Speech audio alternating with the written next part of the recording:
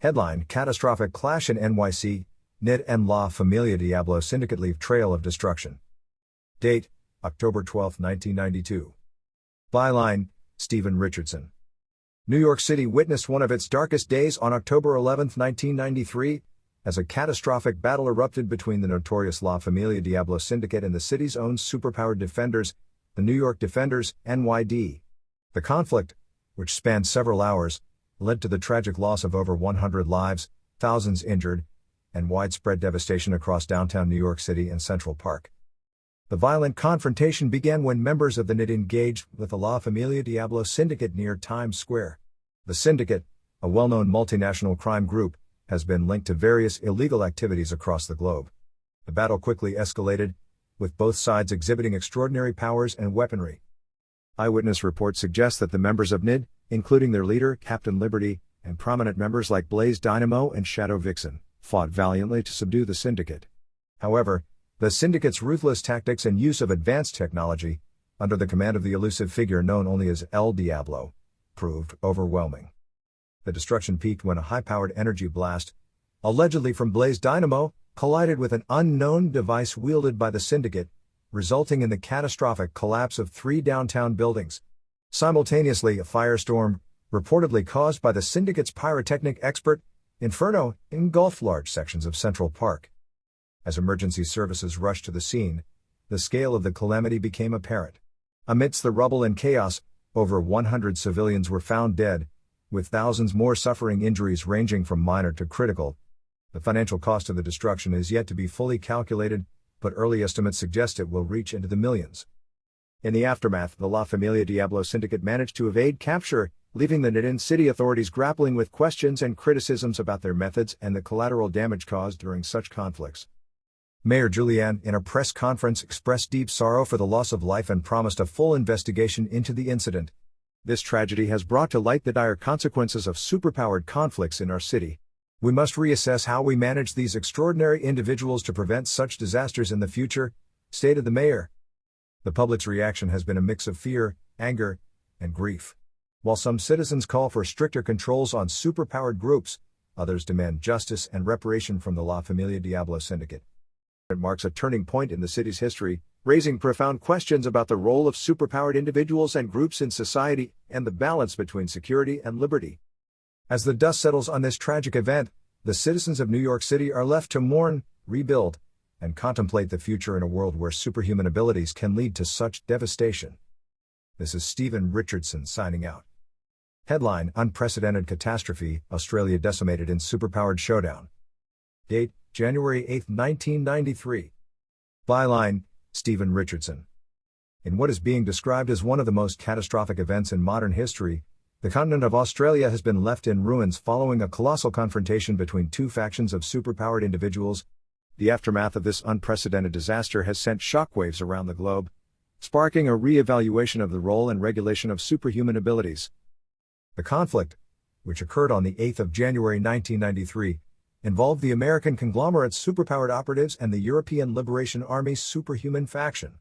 Reports indicate that the confrontation was the result of long-standing tensions between the two groups, which finally boiled over into open conflict on Australian soil.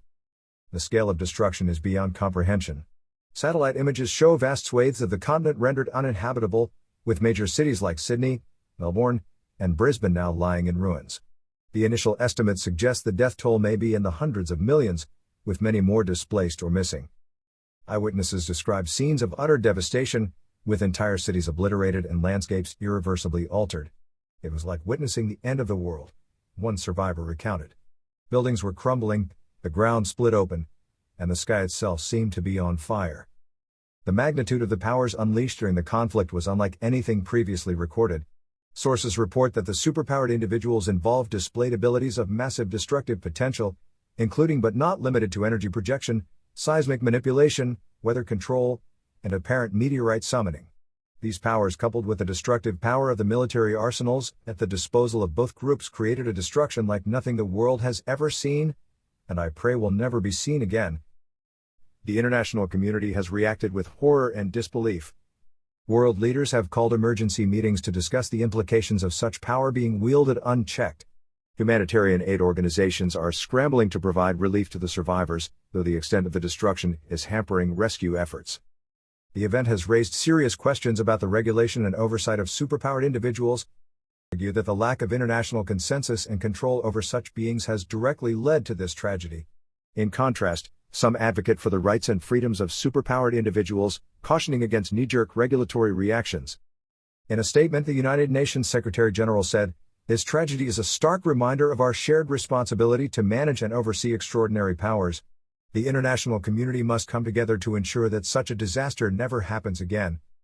As the world mourns the loss of Australia, the debate over the future of superpowered individuals and their place in society has been reignited with newfound urgency. This event will undoubtedly leave a lasting impact on global politics, security, and the very fabric of international relations. This is Stephen Richardson signing out. Headline: Global Shift. A.S.S takes helm of international markets and United Nations post-Australia catastrophe. Date May 19, 1993. Byline: Stephen Richardson.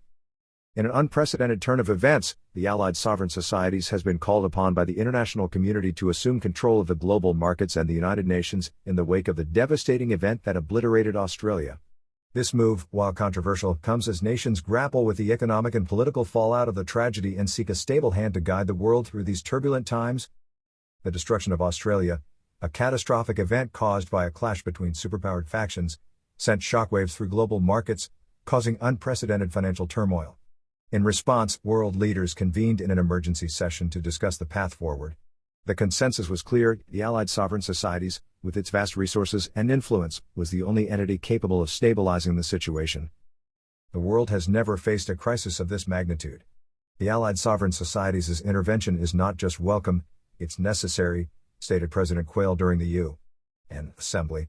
Their ability to mobilize resources and provide a sense of direction is unparalleled. We need that now more than ever.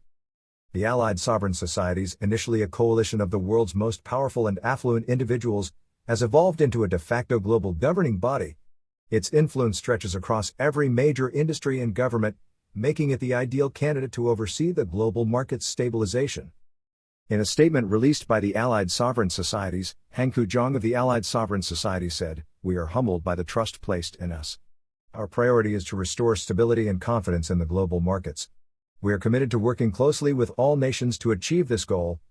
At market control, the Allied sovereign societies has also been granted leadership over the United Nations. This move, unprecedented in the UN's history, effectively places the Allied sovereign societies at the forefront of international diplomacy and policymaking. Critics have raised concerns about the concentration of power, arguing that the Allied sovereign societies' control over both economic and political spheres poses risks to global democracy. However, supporters argue that in the face of such global instability, a unified and decisive leadership is essential. As the Allied sovereign societies begins its stewardship, there are signs of cautious optimism among the global populace. Stock markets, which saw dramatic declines in the aftermath of the Australian disaster, have begun to stabilize, and there is a renewed sense of order in international relations. The road ahead remains uncertain, but what is clear is that the world has entered a new era, with the Allied sovereign societies at its helm. How this will shape the future of international cooperation and global governance remains to be seen, but for now the world watches and waits, hopeful for a return to stability. This is Stephen Richardson signing out. Headline: A New Dawn. A.S.S mobilizes unprecedented resources for the whole project. Date July 14, 1993. Byline: Stephen Richardson.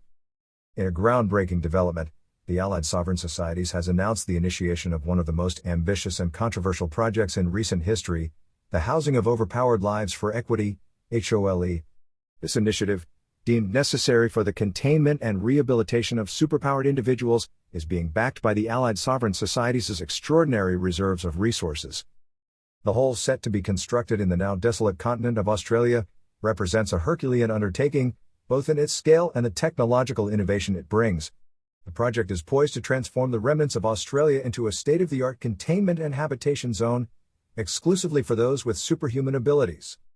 The Allied sovereign societies, a conglomerate of the world's most influential and wealthy individuals, has committed an unprecedented level of funding and resources to the project. The financing, estimated to be in the hundreds of billions, is drawn from a diverse range of industries controlled by the Allied sovereign societies, including technology, finance, and global logistics.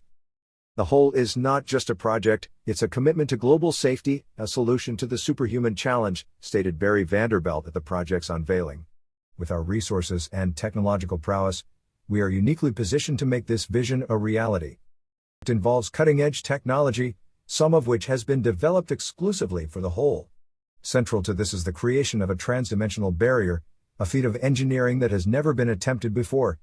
This barrier is designed to be impenetrable, effectively sealing the area and preventing any unauthorized entry and any exit. In addition to the barrier, the Allied sovereign societies plans to deploy an army of automated construction units, often referred to as autonomous nanotransformer systems or ANTS, capable of building and maintaining infrastructure at an unprecedented pace. These units are designed to operate autonomously, adapting to the dynamic needs of the whole's environment and its inhabitants. Critics of the Allied sovereign societies have raised concerns about the ethical implications of the whole, labeling it a glorified prison. However, the Allied sovereign societies maintains that the project is a humanitarian effort, providing a safe and secure environment for superpowered individuals who, unintentionally or otherwise, pose a risk to public safety. Environmental experts have also been consulted to ensure the project adheres to sustainability standards. We are committed to minimizing the environmental impact of the whole and ensuring it becomes a self-sustaining ecosystem, added Dr. Julia Beckman. The international community is watching closely as the Allied sovereign societies embarks on this unprecedented venture. While some nations have expressed reservations, many have tentatively welcomed the initiative as a necessary step in addressing the challenges posed by the emergence of superhuman individuals. As construction begins, the world awaits the realization of what could be one of the most significant undertakings in human history, a testament to human ingenuity and the will to find solutions in the face of extraordinary challenges. This is Stephen Richardson signing out. Headline: The A.S.S. ushers in a new era of safety, the whole, a haven for superpowered individuals. Date 12/14/1995. Byline: Stephen Richardson. In a landmark move that champions public safety and order, the Allied sovereign societies has announced the completion of one of the most ambitious and benevolent projects in human history, the housing of overpowered lives for equity, HOLE. This monumental initiative, situated in what was once Australia, is designed to provide a secure and self-sustaining environment for individuals with superhuman abilities. The whole, encompassed by a state-of-the-art transdimensional barrier, is a testament to the Allied sovereign societies' commitment to preserving global peace and security. It addresses the growing concerns over the unpredictable and often dangerous nature of superpowered individuals in our societies. Giant leap towards global harmony, stated Commissioner Richards during the inauguration of the whole. Our priority has always been the safety of ordinary citizens. The whole is not just a solution, it's a new beginning for those with extraordinary abilities to live without posing a threat to society. The creation of the whole follows years of escalating incidents involving superpowered individuals.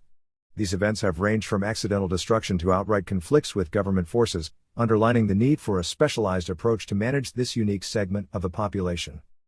The whole is more than a containment facility. It is a fully functional megapolis, equipped with advanced self-replicating construction technology overseen by the ingenious robotic ants provided by the Allied sovereign societies. These marvels of engineering ensure a continuously evolving and self-maintaining environment, adapting to the needs of its residents. Critics of the project have been quick to label it as a prison, but the Allied sovereign societies vehemently denies these claims. Calling the whole a prison is a gross misinterpretation, explained Commander Sarah Volkoff. It's a sanctuary, a place where superpowered individuals can exist without fear of harming others or being persecuted for their abilities. Reports indicate that the residents of the whole have access to basic amenities and are free to form their own societal structures within the parameters set by the Allied sovereign societies for their safety. It's a city like any other, just with extraordinary residents, added Volkoff. The establishment of the whole marks a pivotal moment in our global narrative, showcasing the Allied sovereign societies' unwavering dedication to the preservation of worldwide peace and order. As we embrace this new chapter, the whole stands as a beacon of hope and a symbol of the Allied sovereign societies' enduring commitment to safeguarding humanity from the unpredictable elements within it. This is Stephen Richardson signing out.